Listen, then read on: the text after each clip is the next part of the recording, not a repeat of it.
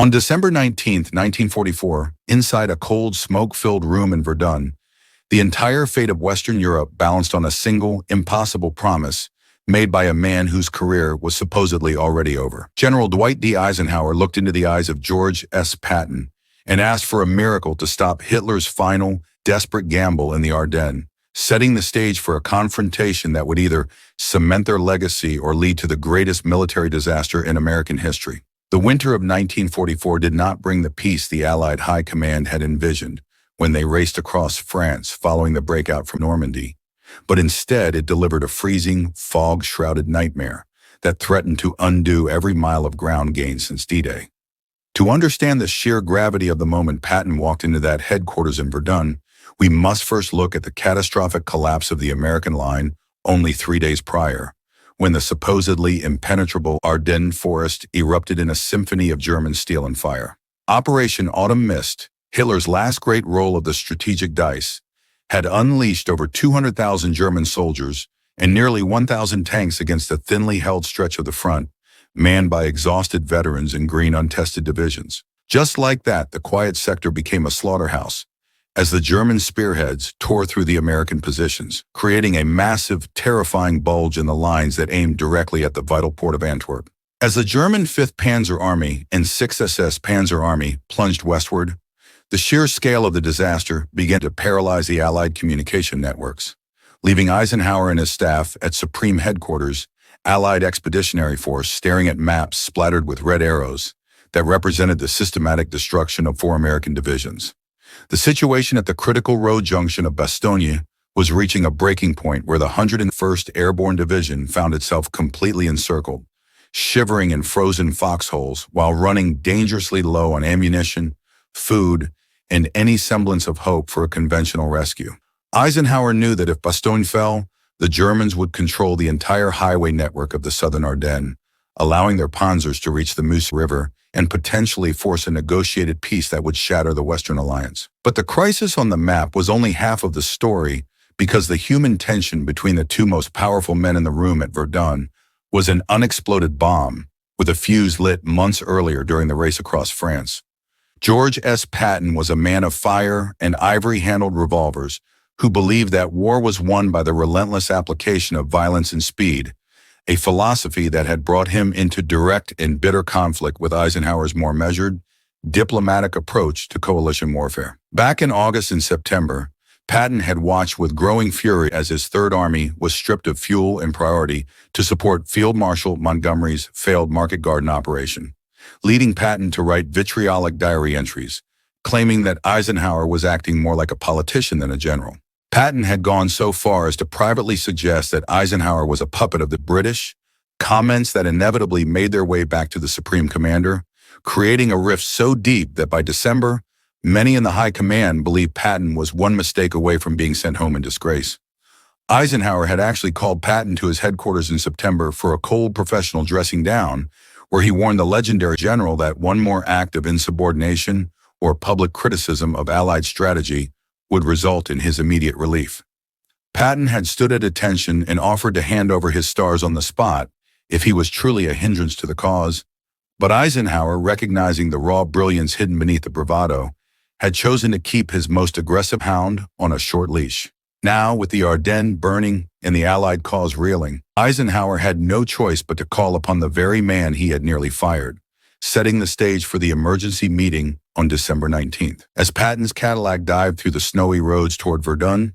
the Third Army was actually facing east, heavily engaged in a brutal grind toward the Siegfried Line, positioned hundreds of miles away from the crisis in the north. The military logic of the time dictated that an entire field army could not simply stop, turn 90 degrees in the middle of a blizzard, and launch a counterattack in anything less than a week or 2. Yet while the rest of the Allied command was reacting with shock and confusion to the German breakthrough, Patton had been quietly and obsessively wargaming this exact scenario for weeks with his staff because he possessed an innate, almost psychic sense for the flow of battle. He had already ordered his staff to prepare 3 separate contingency plans for a northward pivot before Eisenhower even sent the summons to Verdun, showing a level of foresight that stood in stark contrast to the stunned silence of his peers. When he finally strode into the meeting room at Verdun, Looking perfectly pressed and radiating a defiant confidence that bordered on the theatrical, he found a room full of exhausted, pale-faced men who looked like they were attending a funeral for the American army. Eisenhower opened the meeting by stating bluntly that the situation was a catastrophe and that the current line was insufficient to contain the German momentum, placing the weight of the entire theater on the shoulders of the men sitting around that map table. He turned to Patton and demanded to know what the Third Army could contribute to the relief of the 101st Airborne at Bastogne, expecting a response measured in weeks, or perhaps a cautious promise of a few regiments. Patton didn't hesitate for a second, looking at the map for a mere 30 seconds before declaring that he could attack with 3 full divisions on December 22nd, which was exactly 3 days from that moment. The room erupted into a mixture of stunned silence and cynical laughter, with Major General Harold Bull openly calling Patton's claim fatuous and impossible, given the logistical nightmare of moving over 100,000 men through a frozen wasteland on congested roads. Eisenhower, his voice sharp with the pressure of the command, demanded a serious answer, reminding Patton that this was no time for heroic gestures or the kind of empty bravado that had gotten him into trouble in the past. But Patton remained unmoved, standing at attention and explaining with cold mathematical precision that he had already anticipated the move and that his staff was standing by at this very second to trigger the orders. This was the moment of absolute truth where the professional respect and personal history of these two titans converged, as Eisenhower had to decide whether to bet the lives of 10,000 paratroopers and the outcome of the war on the word of a man he had recently considered a liability. Eisenhower stared at Patton for what felt like an eternity, searching the face of his old friend for any sign of the vanity that often clouded his judgment, while the other generals held their breath, realizing that they were witnessing a gamble of historical proportions. Finally, Eisenhower spoke, his voice quiet but echoing with the authority of the Supreme Commander, telling Patton that he wouldn't take his command if he failed because he knew Patton wasn't going to fail. The mission was given, and with a crisp salute, Patton turned on his heel and strode out of the room, already barking orders to his waiting aides before the door had even fully closed behind him. Just like that, the greatest logistical miracle of the 20th century began to unfold as Patton's staff issued movement orders to over 133,000 men and 62,000 vehicles within 4 hours of the meeting's conclusion. The Third Army began to disengage from a heavy combat zone, a maneuver so complex and dangerous that most commanders wouldn't attempt it in peacetime, let alone in the middle of the coldest winter Europe had seen in decades. Immediately, the frozen roads of eastern France became a river of olive-drab steel as columns of tanks and trucks began the treacherous journey north, moving through zero-visibility blizzards and over black ice that sent massive vehicles sliding toward the edges of steep ravines. Patton was everywhere at once, his jeep darting up and down the columns, his presence a physical force that drove the men forward through their exhaustion and the biting cold that threatened to freeze the very grease in their engines. He told his officers that he had made a promise to Eisenhower and that a promise to the Supreme Commander was a debt of honor that would be paid in the blood and sweat of the Third Army. Meanwhile, back in the pocket at Bastogne, the situation had turned into a literal hell on earth, as the Germans realized that the town was the only thing standing between them and the open plains leading to the Meuse. The paratroopers of the 101st, along with elements of the 10th Armored Division, were being hammered by constant artillery fire that shredded the trees of the surrounding forests into lethal splinters, while German infantry launched wave after wave of attacks against the dwindling American perimeter. The men were out of winter gear, many were suffering from severe frostbite, and the medical tents were overflowing with wounded soldiers for whom there were no more morphine or clean bandages. When the German commander, General von Luttwitz, sent a formal demand for honorable surrender to save the American troops from total annihilation, Brigadier General Anthony McAuliffe famously responded with a single word that defined the spirit of the defense: nuts.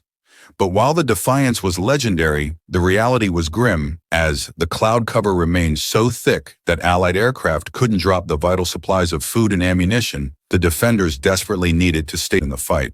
They were holding on by their fingernails, counting their bullets and listening to the distant rhythmic thud of German panzers prowling the snowy horizon just outside their lines. Exactly as promised, at 6 o'clock in the morning on December 22nd, the lead elements of Patton's 4th Armored Division smashed into the southern flank of the German Bulge, beginning a relentless three-day odyssey of violence. The Germans were caught completely off guard, having believed it was operationally impossible for Patton to have moved his forces so far and so fast. Yet here was the Third Army, attacking with a ferocity that seemed fueled by Patton's own iron will. The battle was a savage affair of point-blank tank duels in frozen villages and house-to-house fighting, where the snow turned red and the air was thick with the smell of cordite and burning diesel. As the 4th Armored Division's tanks lurched forward, Lieutenant Colonel Creighton Abrams pushed his spearhead with a relentless intensity that mirrored Patton's own desperation to fulfill the promise made at Verdun. The German defenders, realization dawning that their southern flank was no longer secure, diverted elite paratroopers and heavy panzer units to block the corridor, turning every small Belgian hamlet into a graveyard of twisted metal and frozen bodies. Patton, refusing to stay in the safety of a rear echelon headquarters, drove his open-top jeep through the blizzard to visit the forward command posts, where he looked into the eyes of exhausted tank commanders and told them that the lives of the 101st Airborne were now entirely in their hands. He brushed aside reports of mechanical failures and fuel shortages, famously telling Major General Hugh Gaffey that he didn't want to hear about problems, only solutions, because American soldiers were dying in the snow at Bastogne while they stood debating logistics. The geography of the Ardennes became a treacherous enemy in its own right, as the Third Army's advance was funneled into narrow, icy valleys where German 88mm guns lay in wait to pick off the lead Shermans. Despite the mounting casualties and the bone-chilling cold that reached temperatures below zero, the momentum of the attack never wavered, because Patton's staff had orchestrated a logistical masterpiece that kept fuel and ammunition flowing through the chaos. On the morning of December 24th, with the siege of Bastogne entering its most critical phase, Patton personally visited Abrams and demanded that they reach the town by Christmas Day, wanting to give the surrounded paratroopers the ultimate holiday gift: the sight of the Third Army breaking through the German ring. Inside the perimeter of Bastogne, the defenders were down to their last few clips of ammunition and were forced to cannibalize wrecked vehicles for parts, all while enduring a psychological terror from constant German loudspeaker broadcasts urging them to surrender or face annihilation. The fog finally began to lift on the 23rd, allowing Allied C-47 transport planes to streak across the sky and drop colored parachutes carrying the supplies that would sustain the defense for just a few more vital hours. Yet even with these supplies, the physical ring of German steel remained unbroken until the late afternoon of December 26th, when Lieutenant Charles Bulge and his tank crew finally spotted the haggard, oil-stained faces of the paratroopers peering out from their foxholes. The moment the contact was established, the news flashed back to Patton's headquarters, where the general, for the first time in weeks, allowed the mask of the iron-willed warrior to slip, sitting in silence for a full minute to process the magnitude of the relief. He immediately called Eisenhower to report that the road was open and the siege was broken, a message that prompted the Supreme Commander to express a warmth and pride that effectively erased the months of tension between the two men. Eisenhower's response was a profound vindication for Patton, as the Supreme Commander realized that while his friend might be a diplomatic nightmare, he was the only man capable of turning the impossible into a reality through sheer force of personality. But the relief of Bastogne was merely the beginning of the end for the German offensive, because the Third Army now acted as a massive hammer, systematically crushing the southern shoulder of the Bulge and threatening to trap the very panzer divisions that had led Hitler's assault. Through the rest of January, the fighting remained savage as the Germans fought for every yard of frozen ground to keep their escape routes open, yet the initiative had shifted irrevocably toward the Allies. By the time the Bulge was finally eliminated, the German army had suffered over 100,000 casualties and lost resources they could never hope to replace, effectively gutting their ability to defend the heart of Germany. In the aftermath of the battle, the personal dynamic between Eisenhower and Patton underwent a fundamental transformation, moving from a relationship of strained tolerance to one of mutual battle-hardened respect. Eisenhower visited Patton's headquarters in January 1945 and spent hours in private conversation, where he admitted that he appreciated the restraint Patton had shown in following orders he clearly disagreed with. Patton, in a rare moment of self-reflection in his diary, noted that he finally understood Eisenhower's burden of commanding an entire alliance, acknowledging that while he was a fighter,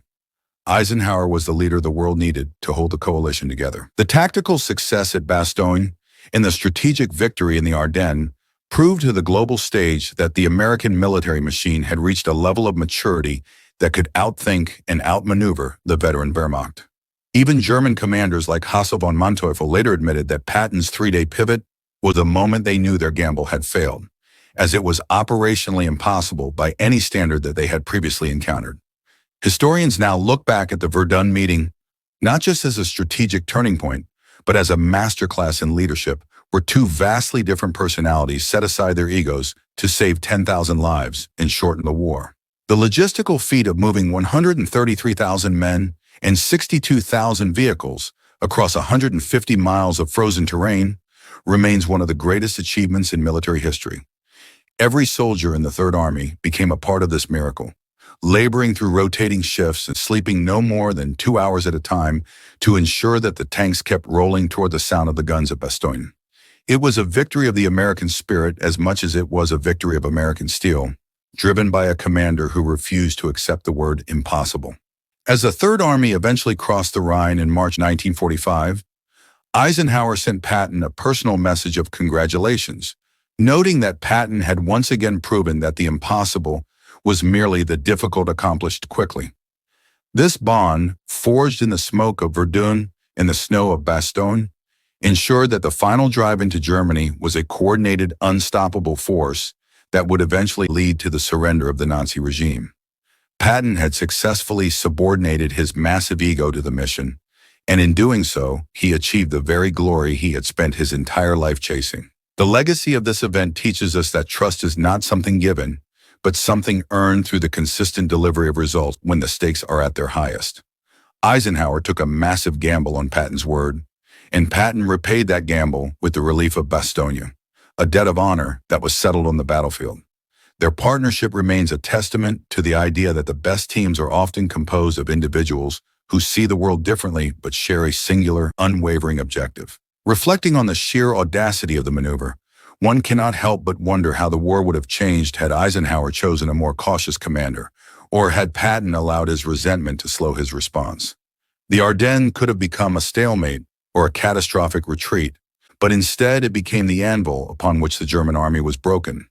The leadership on display in that smoke-filled room in Verdun serves as a timeless reminder that when the world is on the line, there is no substitute for decisive action and absolute accountability. George S. Patton, the man who was nearly fired for his mouth, saved the Allied cause with his mind and his army's grit, proving that even the most flawed individuals can rise to greatness when history calls. His ivory-handled revolvers and his theatrical bravado were just the surface of a deeply professional soldier who had spent a lifetime studying the art of war for a moment just like this.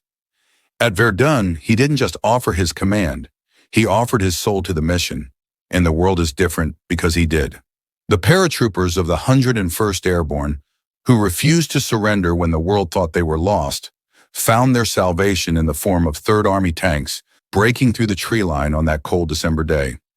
Their shared courage and the relentless drive of Patton's divisions created a story of resilience that will be told as long as people value freedom.